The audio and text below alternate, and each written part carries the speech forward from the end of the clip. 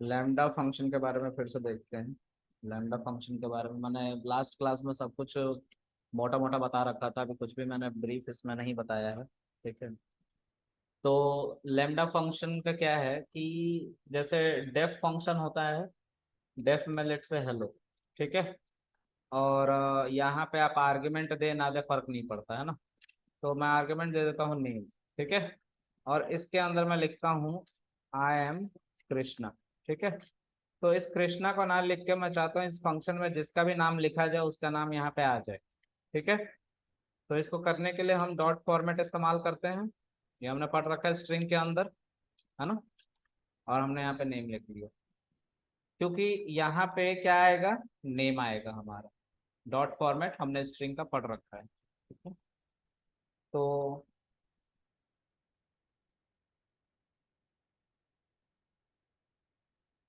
तो यहाँ पे जब हम इसको चलाएंगे और हेलो और राहुल या कृष्णा मैं प्रिंट करूंगा, है ना। तो राहुल को मैं एक स्ट्रिंग में लेट से प्रिंट करना चाह रहा हूँ, है ना।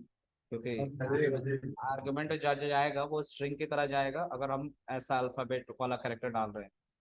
और जब शिफ्ट एंटर करूंगा तो आई एम राहुल प्रिंट कर रहा है।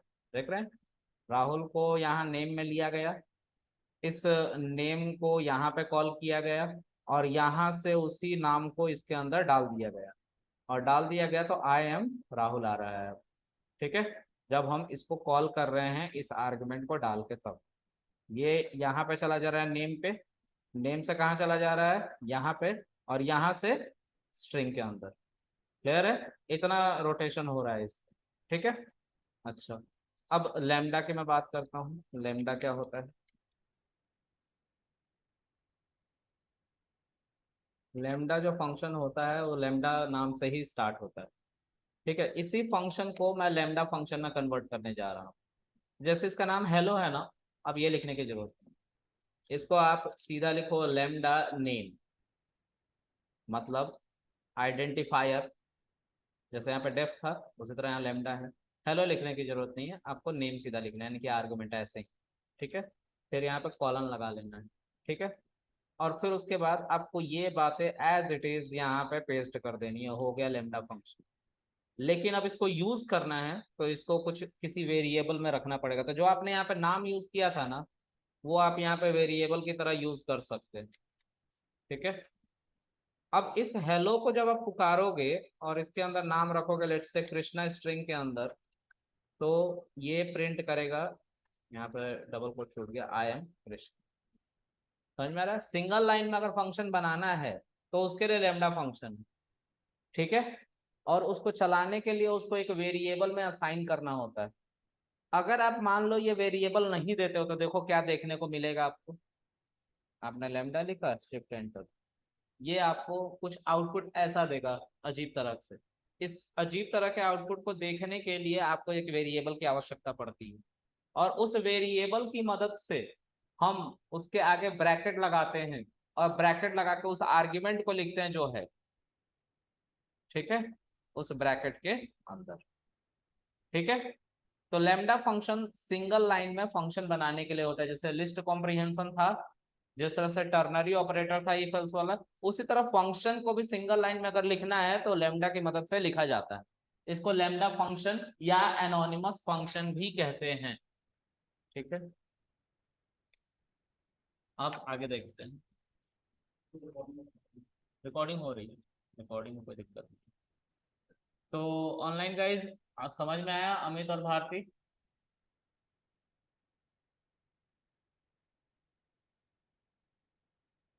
अब हम आगे इसके बढ़ेंगे। ठीक है। मैंने लैम्डा यहीं पे बता दिया लूप वाले फाइल में, मुझे बेसिकली इसको कहाँ बताना चाहिए था, फंक्शंस वाले में बताना चाहिए, तो मैंने गलत जगह बता दिया। मैं इसको डिलीट मार देता हूँ और मैं फंक्शंस वाली फाइल को ही ओपन करता हूँ, इसको बंद कर लेता हूँ, तो बस सेव कर लो, बंद कर दो।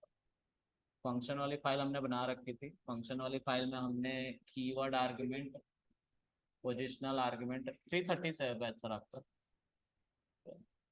Positional argument. ठीक है। उसके बाद लैम्डा, डेकोरेटर, जनरेटर, इन सब के बारे में हमें पढ़ना है। ठीक है। तो अभी हम लैम्डा के बारे में बता रहे थे, ठीक है। यहाँ पे कुछ और भी है जो मैं लिख देता हूँ, आर्ग्यूमेंट, ठीक है, कीवर्ड आर्ग्यूमेंट।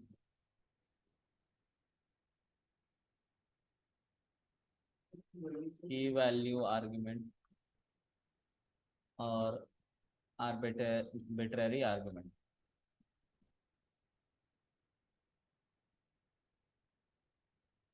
स्पेलिंग देख लेना आर्बिट्रेरी की, ठीक है, आर्बिट्रेरी आर्गुमेंट।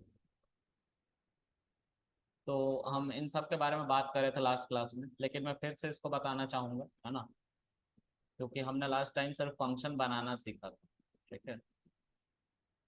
उसके अलावा एक और था, रिटर्न।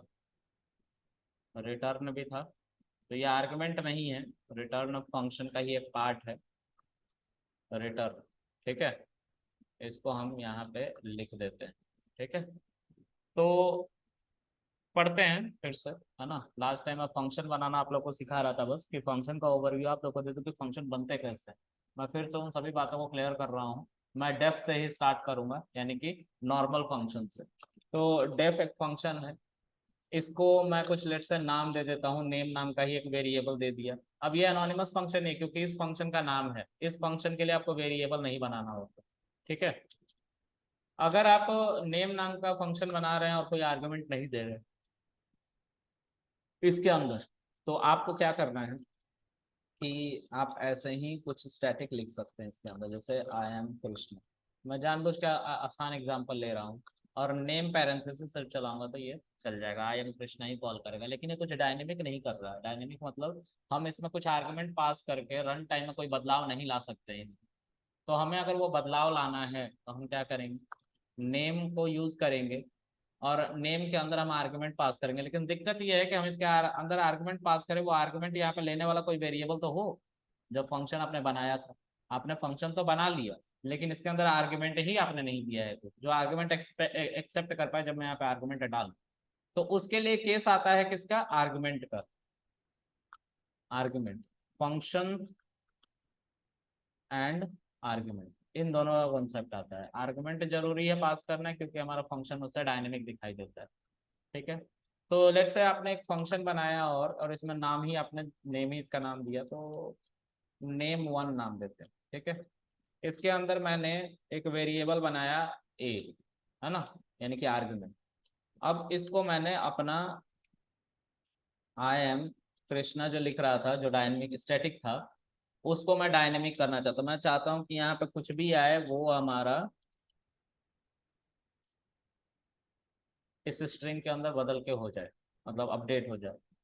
तो इसको रन कर लो। अब नेम वन के अंदर अगर आप पास करोगे लेट से मेरा नाम कृष्णा या अपना नाम, तो आई एम कृष्णा प्रिंट करो, ठीक है। तो ये नॉर्मल फंक्शन,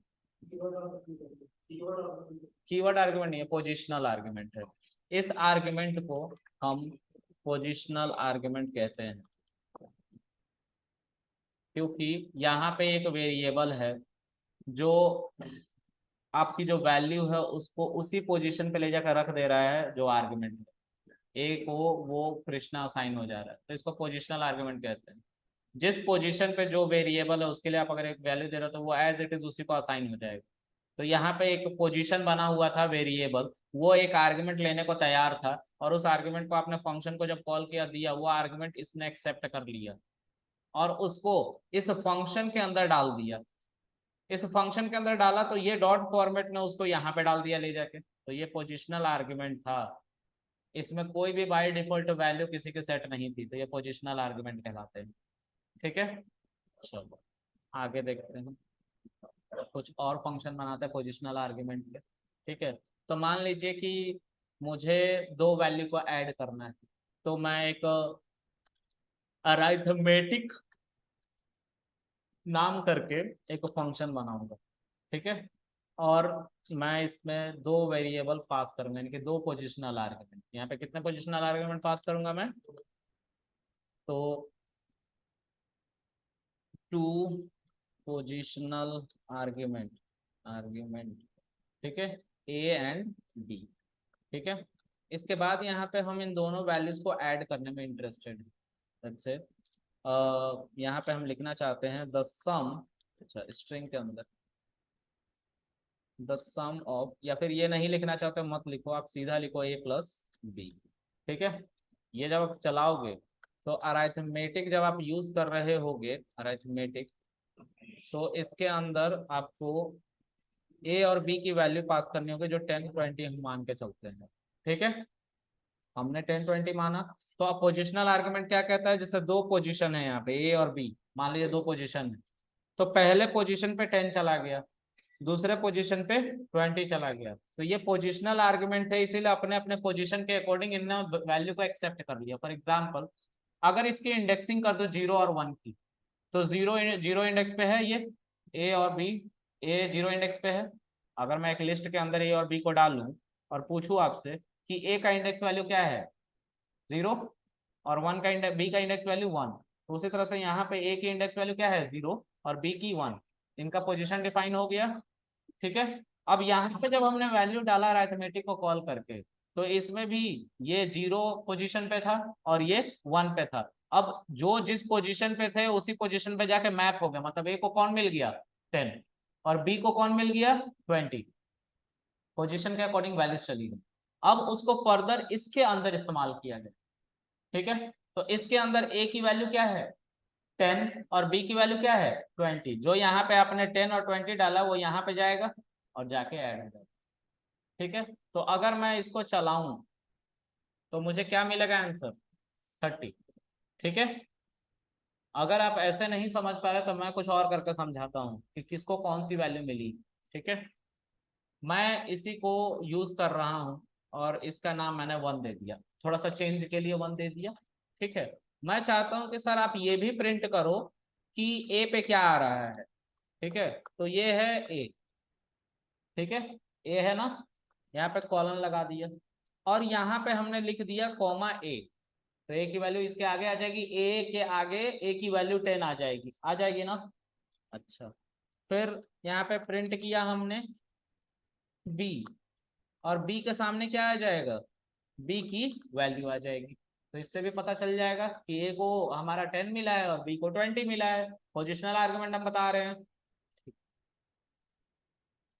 इसको यहाँ पे रखते हैं, मतलब मैं ये दिखाने के लिए रख रहा हूँ two positional argument A and B, ये दिखाने के लिए रख रहा हूँ कमेंट करके कि आपको समझ में आए कि इसके अंदर दो पोजिशनल आर्गुमेंट पड़े हुए हैं।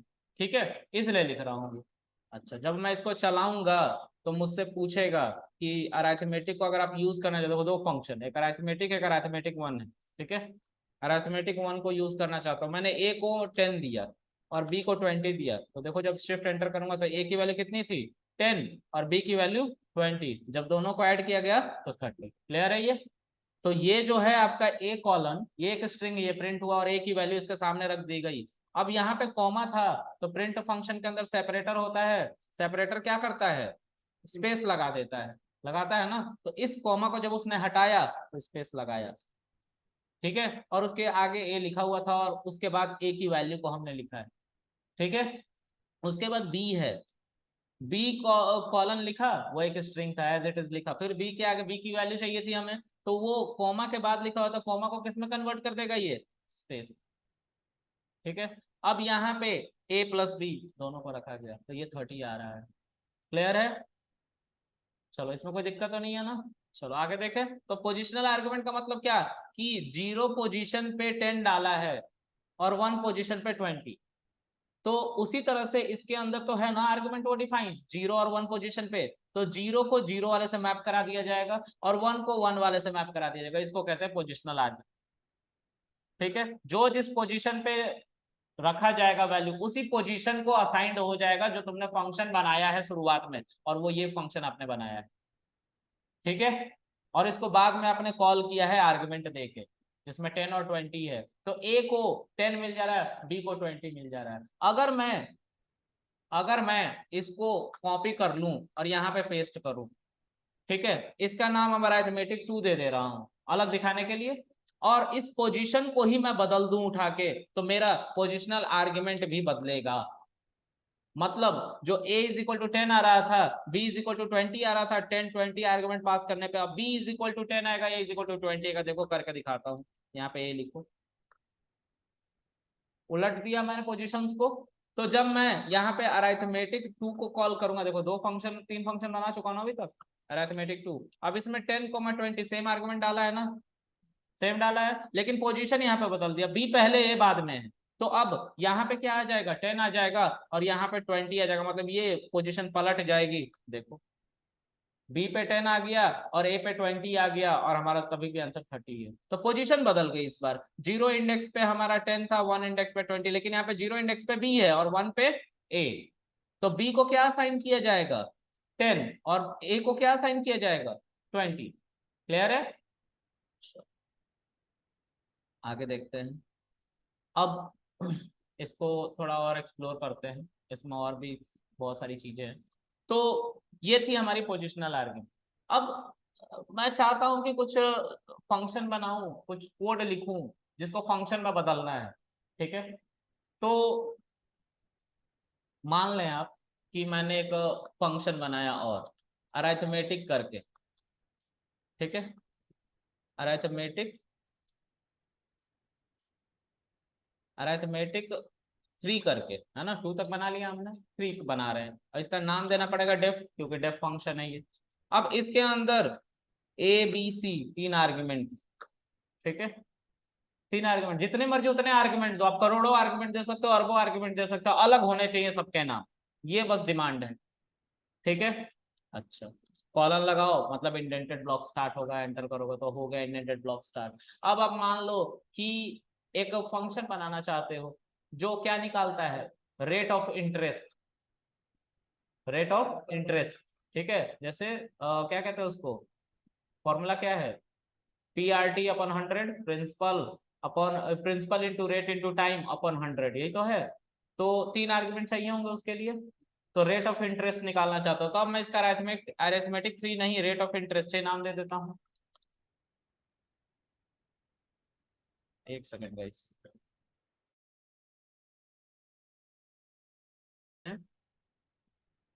तो रेट ऑफ इंटरेस्ट की बात कर रहे हैं, ठीक है, रेट ऑफ इंटरेस्ट। अब आप ये नहीं बोलना कि सर ये आप कैसे लिख रहे हो नाम, तो मैंने बोला था शुरू में भी, फंक्शन के नाम जो हैं वो वेरिएबल का नियम कानून के मुताबिक चलेंगे। जैसे वेरिएबल का नाम लिखते हो ना, वैसे ही फंक्शन का नाम लिखने, ऐसे लिख सकते हो अंडरस्कोर से। हम बिल्कुल बाउंड नहीं है कि नहीं लिख सकते हो, बिल्कुल लिख सकते हो। ठीक है, तो रेट ऑफ इंटरेस्ट में लिख रहा हूँ, रेट ऑफ इंटरेस्ट में क्या क्या आर्गुमेंट होता है, पी आर टी अपॉन 100, यही तो होता है rate of interest. Rate of interest का जो फॉर्मूला होता है वो क्या होता है, principal into rate into time upon 100, यही तो होता है रेट ऑफ इंटरेस्ट। ठीक है, तो कैसे बनाओगे इस फॉर्मूला को, तो यहाँ पे आप 3 आर्गुमेंट लिख लो, रीडेबिलिटी पर्पस के लिए पी आर और टी लिख लो। अच्छा है ना? हाँ, अब देखो, जब आप इसको चलाओगे तो इसमें आपको क्या लिखना पड़ेगा, पी आर टी अपॉन 100, ये लिखना पड़ेगा। तो आप यहाँ पे सिंपल लिखो, प्रिंट, क्या लिखोगे, P into R into T लिखोगे। अच्छा, थोड़ा हम इसको बड़ा करके लिखते हैं कि आप लोग को समझ में है, सीधा प्रिंट में नहीं लिखनी। ठीक है, तो पी आर टी इंटू 100, और इसको किससे डिवाइड करना है हमें, टाइम से। इसको हमें किससे डिवाइड करना है, टाइम से, सॉरी टाइम कह रहा हूँ, 100 से, 100 से डिवाइड कर, पी आर टी अपॉन 100। तो प्रिंसिपल, रेट, टाइम, ये सब का कलेक्टिव जो आंसर आएगा उसको 100 से डिवाइड कर दो। ठीक है, अच्छा, उसके बाद इसको एक रिजल्ट नाम के वेरिएबल में स्टोर कर लो और उस रिजल्ट को क्या करो, प्रिंट करा दो। यही तो करा हमने, चलो कर लो। तो रेट ऑफ इंटरेस्ट जब आप कॉल करोगे तो उसके अंदर आपको 3 आर्गुमेंट देने पड़ेंगे। ठीक है, अब ये जो 100 आया है ये कहाँ से आया, तो ये मैथ का पार्ट है, लेकिन मैं समझा देता हूँ। जो रेट होता है ये तो रुपए में होता है, ठीक है, ये जो है वो सेकंड में होता है। ठीक है, और ये जो है रेट, ये रेट, सॉरी सेकंड कह रहा हूँ, रेट पर ईयर, टाइम जो होता है वो ईयर में होता है, रेट पर ईयर होता है। ठीक है, और ये जो रेट है ये परसेंटेज में भी होता है, 5% के हिसाब से सालाना दर ये है, जब तुम लोगों ने पढ़ा होगा रेट ऑफ इंटरेस्ट तो ऐसे ही पढ़ा होगा, सालाना दर ये है, दर, दर का मतलब रेट होता है, ठीक है। अच्छा, तो ये जो परसेंटेज है जब ये हटता है तो नीचे 100 आ जाता है, इसीलिए 100 आया है, ठीक है। ये मैथ्स का पार्ट है, तो मैथ्स हमें नहीं पढ़ना है, हमें प्रोग्रामिंग पढ़नी है, जो बने बनाए चीज है उनको कैसे कोड में लिखेंगे ये पढ़ना है, ठीक है। हाँ आ जाए। तो अब यहाँ पे आपको, एक सेकंड का